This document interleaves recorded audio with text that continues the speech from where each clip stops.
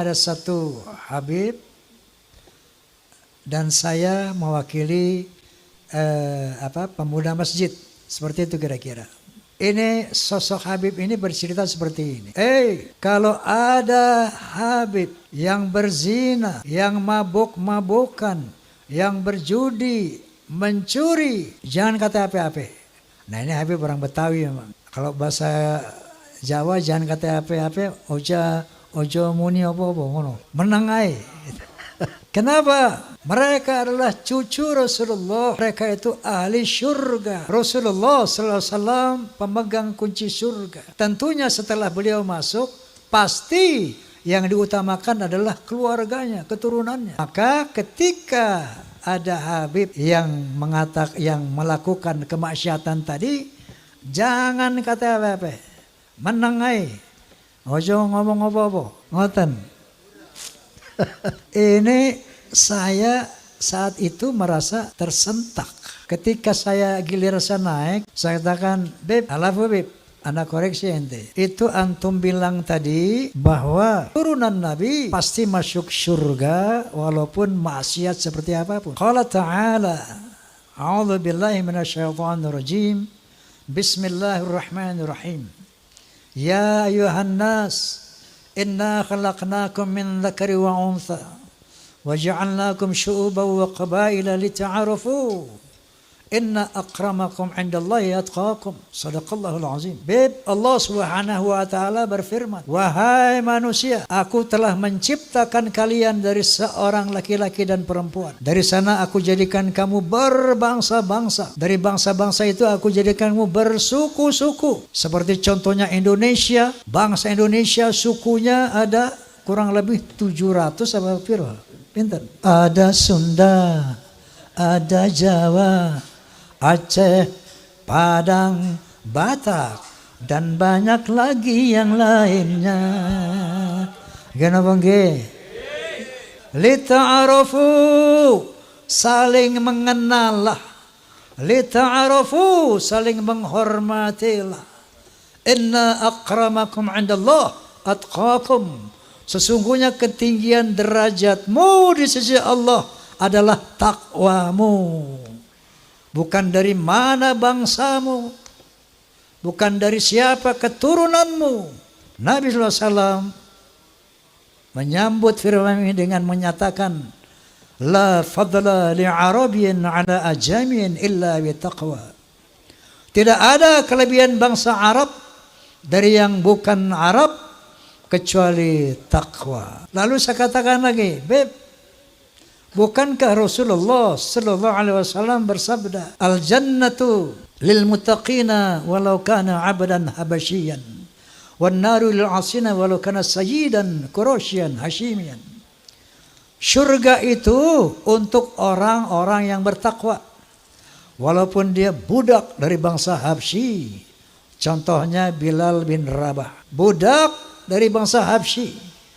Tapi Rasulullah menjamin bahwa Bilal bin Rabah adalah insya Allah menjadi ahli surga. Sementara orang neraka adalah tempat orang maksiat walaupun dia dari Sayyid Quraisy Bani Hashim.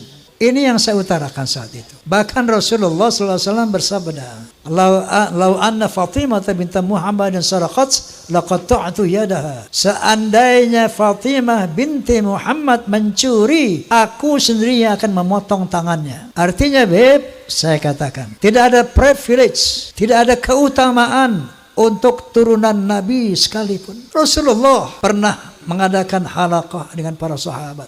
Beliau bercerita, aku rindu kepada sampai sambil meneteskan air mata. Aku rindu dengan saudara-saudaraku. Aku rindu dengan saudara-saudaraku. Para beruntung, lebih beruntung, lebih beruntung. Orang beruntung, lebih beruntung, lebih beruntung. Orang yang tidak pernah bertemu aku, enggak pernah melihat aku, tapi dia beriman kepadaku. Mereka itulah saudara-saudaraku. Allahumma sholli ala Muhammad. Kalau kita ini 1500 tahun kurang lebih nggak pernah jumpa Nabi, nggak pernah melihat Nabi, Tapi kita beriman kepada Nabi, itulah saudara-saudara Nabi.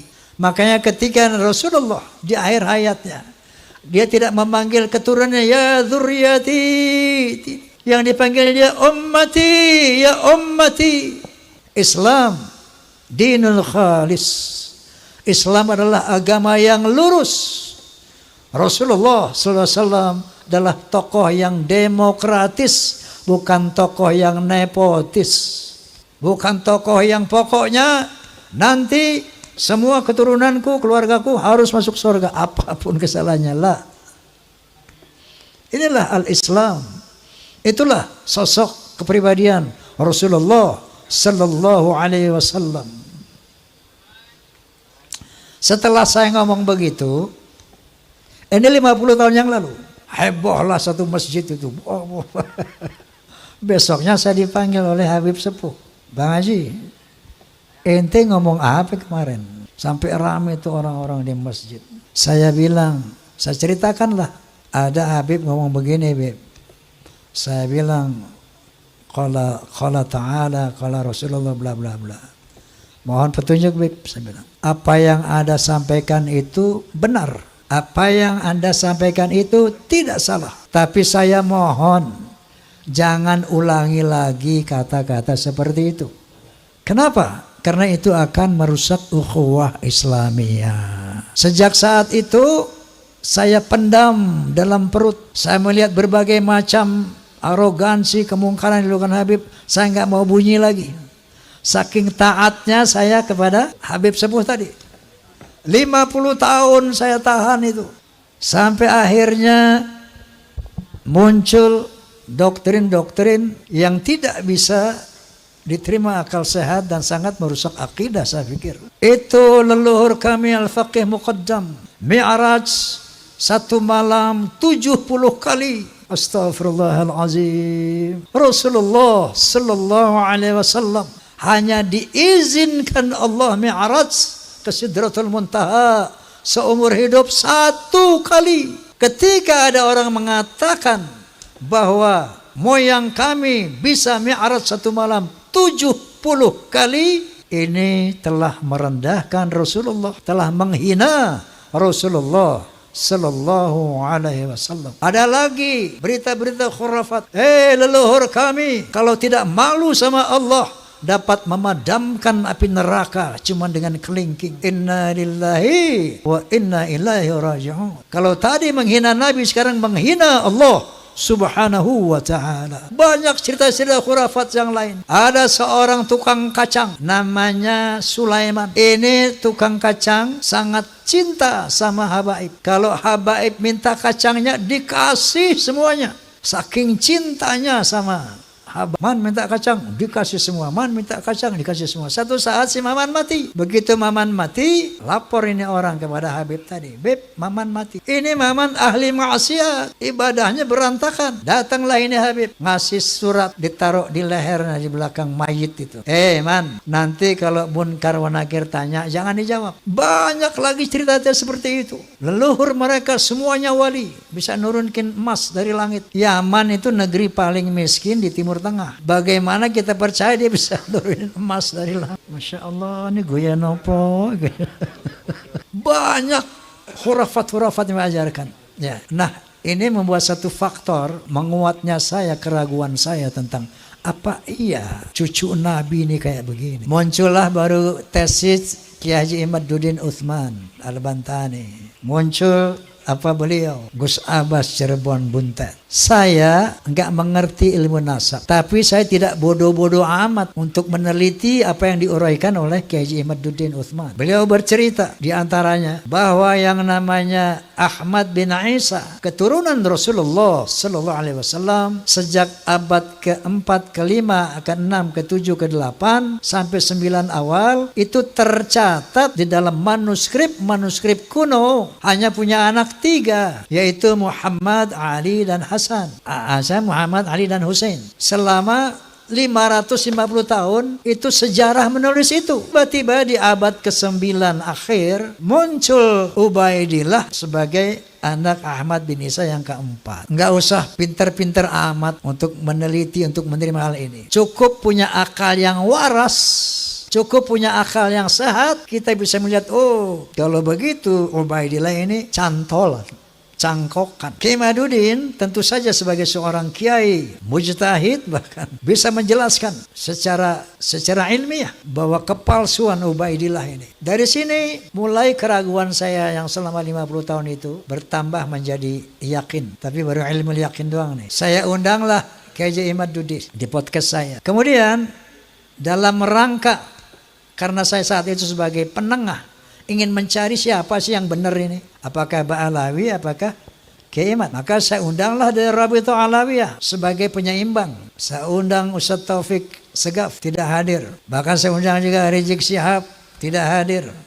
Saya undang juga dari Pekalongan Bapak Lutfi bin Yahya, tidak hadir. Sementara melalui media sosial itu semakin gencar, orang mengkritisi, ulama-ulama semakin banyak, semakin bermunculan. Lalu saya undang Profesor Menahem Ali, seorang ahli filologi, ahli sejarah peradaban manusia. Dalam podcast saya beliau menjelaskan bahwa yang namanya Hadramaut, kota Hadramaut itu asalnya dari nama orang yang bernama Hazarmavet. Dia orang dari Kaukasus yang kemudian menjadi Hadramaut.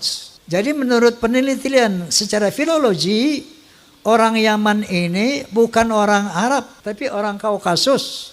Berarti mustahil sebagai keturunan Nabi Sallallahu Alaihi Wasallam menurut Profesor Menahem Ali. Kemudian saya undang lagi Dr. Sugeng Sugiharto dari BRIN. Beliau ahli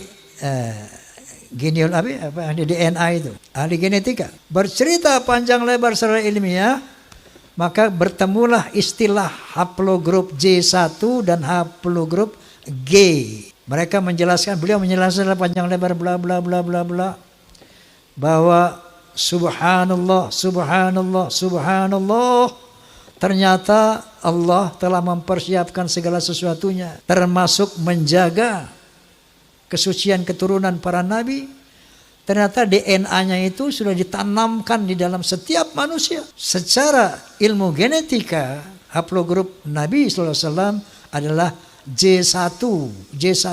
Haplogrupnya Ba'alawi, menurut kalau Anda klik di internet, familytreedna.com, familytreedna.com, klik saja, akan keluar nanti.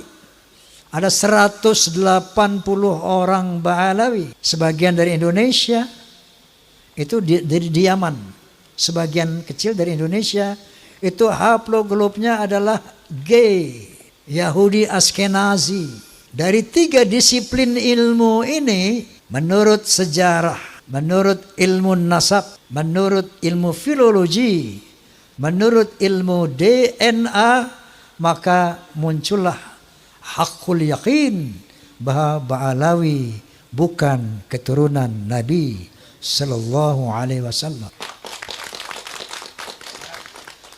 Lalu di counter itu Roma Irama, menurut Gus Romel ini pembela Ba'alawi. Kita bisa lihat di medsos. Itu Roma Irama sok-sok hakul yakin bahwa Ba'alawi bukan turunan Nabi, bahwa Ubaidillah itu bukan turunan Nabi. Memangnya dia pernah melihat pernikahan Ubaidillah?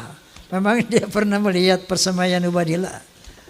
Mel, saya bilang, ente percaya nggak Muhammad bin Abdullah adalah Rasulullah? Kalau ente nggak percaya, kafir ente. Pertanyaannya, apakah Anda pernah melihat Muhammad dilahirkan? Apakah Anda pernah melihat Muhammad menerima wahyu dari Jibril alaihissalam?